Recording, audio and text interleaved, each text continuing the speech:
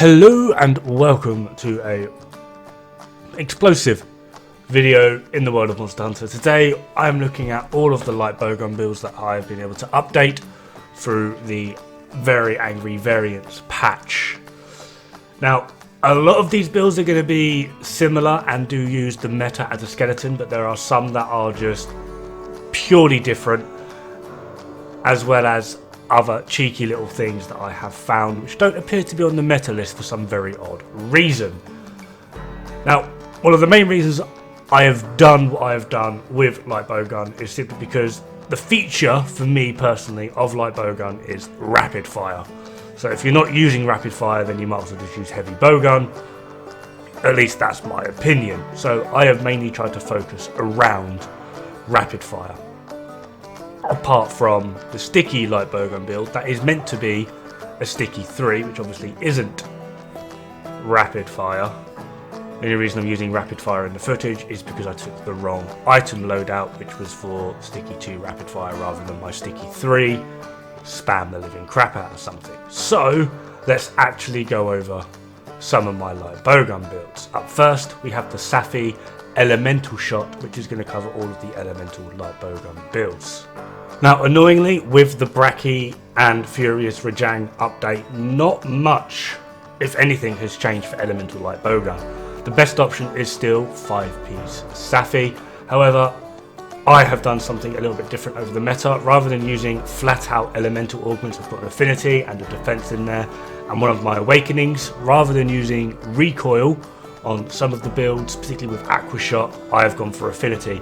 This drops me by 2 or 3 damage depending on the hit zone value on the elemental side, but I am able to crit more often, so in the long run potentially this will do more damage, unless it is something that is stupid, and I do mean stupid, weak to a certain element such as Diablos. However, through a lot of playtesting I have noticed if you are consistently hitting the wings, the Jinjinx Tuner variant of the build will do more damage. However, if you end up hitting the body or the head, my build literally just edges it. So it really is a hit zone value battle, and I will leave the results of which for you to test out on what you prefer. Up next is something that is quite odd. This is pretty much the exact same sort of setups with the Safi Elemental Shot, depending what you want to go for. I'm just using Aquashot as an example again here. However, this is a bit more of a utility thing. A lot of people have asked me to find a way of, 1, decreasing the health drain, because that's upsetting a few people apparently, and 2, they don't always just want to sit there and spam the elemental ammo of their choosing, although they do focus that because of what the weapon is for. So adding 2 pieces of Brachy armor, namely the male and waist beta, does allow you to get a little bit more damage out of your other ammo types if you feel the need to. It does drop your affinity, as you can see, because we're not running 5-piece Safi, but you can use other ammo a little bit more effectively. It's not great. The only thing that's really good about this build is you are surprisingly a lot more resilient to damage. Up next is my Safi Aquashot for sticky build. I've literally just added it as a sticky rather than sticky 3 or sticky 2, because this build does work for both, just depending on what you want to run, and it's entirely up to you. I actually do prefer sticky 3, despite the fact that I really like a rapid fire feature on a Lightbreak Gun and why I don't use it. The build I am showing here does ever so slightly edge out the meta, simply because I have put a lot more into attack boost as well as agitator, where the meta runs KO. Your choice. That's the only reason I do more damage, because I have higher attack boost and higher agitator. Still, if you want KO, do feel free to go for it. It does help a bit more, but I find the extra damage to be more beneficial, despite the fact that I do die in this video. Now, I actually do need to kind of apologise, simply because I am aware I haven't gone over any of those past builds in particular detail, but I think that's like the third or fourth time I've literally covered those builds because nothing has really changed. Apart from that elemental rapid fire shot that has a bit more utility in it because of two-piece Bracky. However, I can't really imagine anyone really using them just because they fancy firing the occasional pierce shot or normal shot or sticky or whatever, because it's going to make most of your damage null and void because the build is still set out for element. With all those elemental builds, do remember to swap out your weapon, your item loadout, as well as the decorations for the correct element you are planning on using. Now with my next builds, one is a rapid fire pierce, the other is a rapid fire spread, and then I've got some mix around with a new rapid fire ammo type, which I am sure some of you are already aware of.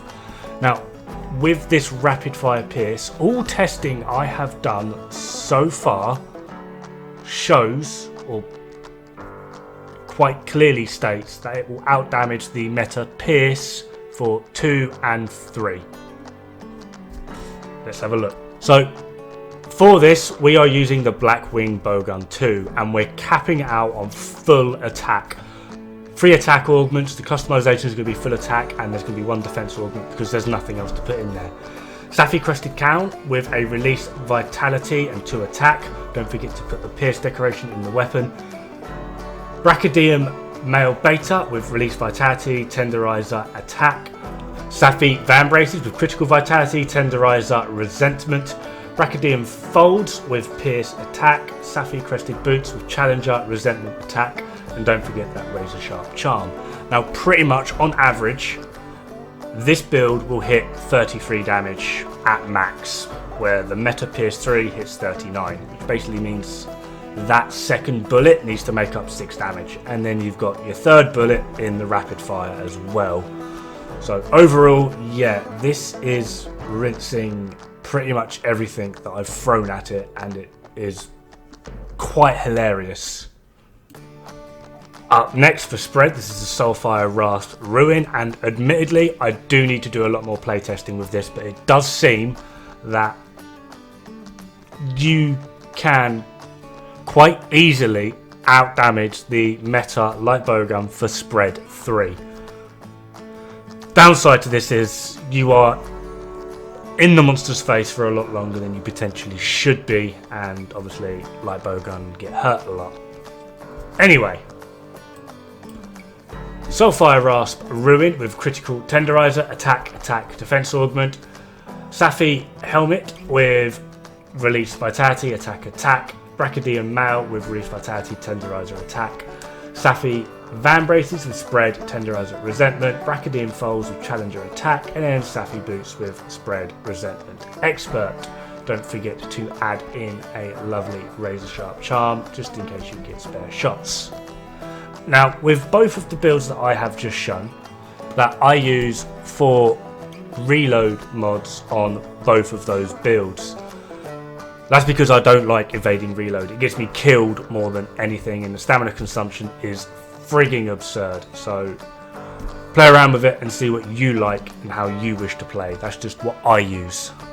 Now it is time for the big boy, the Lightbreak Gun for normal 3 rapid fire. This thing hurts. Lightbreak Gun with 2 attack augments and a defense. Attack dual 4 and a critical dual 2 in the weapon. Safi Helmet with resentment, attack, attack. Brachydium Male Beta with resentment, mind's eye, attack. Safi Crested Van Braces with challenger, tenderizer, tenderizer. Brachydium Folds Beta with 4-shot attack.